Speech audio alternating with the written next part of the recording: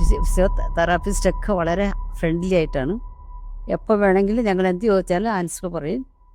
ഡാഡും ഞാനെങ്കിൽ ഭയങ്കര കാര്യമായിട്ട് നോക്കി. ഞങ്ങൾക്കത് ഇതൊരു വീട് പോലെ ഇരുന്നു. ഞങ്ങളിവിടെ വന്നിട്ട് 4 മാസമായി.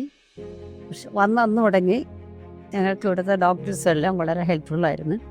പിന്നെ ഇവിടുത്തെ ഒരു ഫിസിയോതെറാപ്പിസ്റ്റൊക്കെ വളരെ ഫ്രണ്ട്ലി ആയിട്ടാണ്. വന്നപ്പോൾ കുറച്ചുകൂടി ബുദ്ധിമുട്ടായിരുന്നു. തലയൊന്നും അനക്കാൻ പറ്റില്ലായിരുന്നു, കൈയൊന്നും അനക്കില്ലായിരുന്നു. പിന്നെ അവർ നല്ലോണം ട്രൈ ചെയ്ത് ഒരുപാട് ഹെൽപ്പും ചെയ്യും. കൈയൊക്കെ വേദനിക്കണം എന്ന് പറഞ്ഞാൽ അവരപ്പം തന്നെ കൈ തടവും, അല്ലെങ്കിൽ എന്തെങ്കിലുമൊക്കെ കാലിനൊക്കെ ഒരുപാട് ഹെൽപ്പ് ചെയ്തിട്ടുണ്ട് ഇവിടുത്തെ ആൾക്കാർ. പിന്നെ 2 ഡോക്ടേഴ്സും എല്ലാ ഡോക്ടേഴ്സും വളരെ ഹെൽപ്ഫുള്ളാണ്. എല്ലാ അഡ്വൈസും തരും. പിന്നെ ഇപ്പോൾ അവിടെ ചെന്നാലും ട്രീറ്റ്മെൻറ്റ് മുടക്കിയില്ല. അമൃത ഹോസ്പിറ്റലുണ്ട്, ഒരു അമേരിക്കൻ ഡോക്ടർ നടത്തുന്നതാണ്. ഞങ്ങൾ അവിടെ പോയിരുന്നു. പക്ഷെ അപ്പോഴാണ് അമേരിക്കയിലുള്ള മോള് പറഞ്ഞ് ഇത് കുറേ കൂടി ബെറ്ററാണെന്ന്. അത് ശരിയാണ്.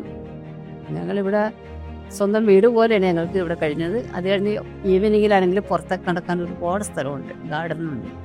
ട്രീറ്റ്മെൻറ്റിൽ ഡാഡിക്ക് ഭയങ്കര വിശ്വാസമാണ്.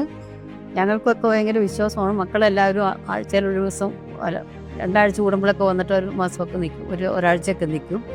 അവരവരുടെ ഫ്രണ്ട്സിനോട് എല്ലാവരോടും പറയുന്നുണ്ട് ഇതിനെപ്പറ്റി. വന്നപ്പോൾ എണീറ്റൊന്നും തന്നെ എണീറ്റിരിക്കാൻ പറ്റില്ലായിരുന്നു. ഇപ്പോൾ ബെഡിൽ തിരിഞ്ഞ് ചരിഞ്ഞൊക്കെ കിടക്കും, കാല് താഴത്തോട്ടിട്ടിരിക്കും. പിന്നെ എല്ലാവരും തിരിച്ചറിയും. അത് വന്നപ്പോൾ അറിയായിരുന്നു. പക്ഷെ ഇപ്പോൾ കുറച്ചുകൂടി ബുദ്ധിയും ഒക്കെ വികസിച്ച്. കുറച്ച് നടക്കാൻ ബുദ്ധിമുട്ടുണ്ട്. പക്ഷെ വന്നതിലൊക്കെ ഒരുപാട് ബെറ്ററായി. ഇനിയിപ്പോൾ വീട്ടിൽ ചെന്നാലും ഞങ്ങൾ നിർത്തിയില്ല, ട്രീറ്റ്മെൻറ്റും തുടങ്ങും.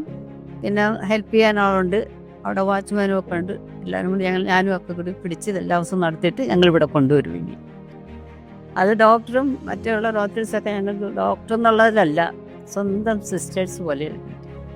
എന്തും എപ്പോൾ വേണമെങ്കിലും പറയാം. അതുകൊണ്ട് രാത്രിയൊക്കെ ആണെങ്കിലും ഒരു പേടിയില്ല. എന്തെങ്കിലും സംഭവിക്കോ എനിക്ക് ഒന്നും വേണ്ട, അവർ വേണ്ട പോലെ നോക്കുന്നുണ്ട്. ഞങ്ങൾക്ക് ഇപ്പോഴും പോകാൻ ഇഷ്ടമില്ല. പക്ഷേ വീട്ടിലെ കാര്യങ്ങളും കൂടി ഞങ്ങൾ പോയിട്ട് ഇനിയും വരും. ഞങ്ങളുടെ ഫ്രണ്ട്സിനോടൊക്കെ ഈ കാര്യം പറയും. ഇന്ത്യയിലെ ആദ്യത്തെ റോബോട്ടിക്സ് സംയോജിത stroke rehab hospital Ayurgreen, Edappal, Kerala. Stroke പരിചരണം ഇവിടെ സേവനമല്ല, ഉത്തരവാദിത്തമാണ്.